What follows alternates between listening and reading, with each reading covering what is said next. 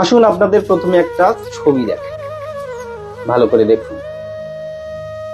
ছবিটি দেখে কি মনে হলো? মানুষটি হাতিটির পা তুলে ধরে গাড়িতে উঠিয়ে দিচ্ছে। আচ্ছা বলুন তো, একটা মানুষের পক্ষে এটা করা সম্ভব? সম্ভব নয়। তাহলে ওই মানুষটি হাতিটির পা তুলে ধরে আসলে কি বোঝাতে চাইছে?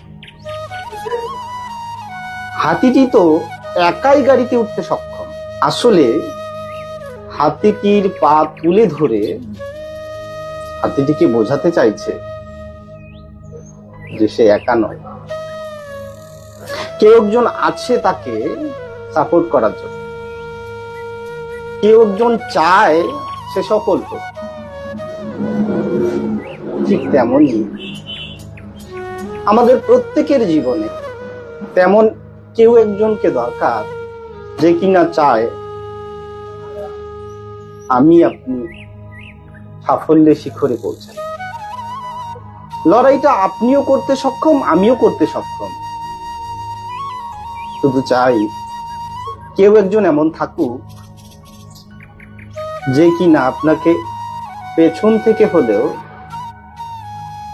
বলবে আছি, তুমি লড়াইটা চালিয়ে যাও।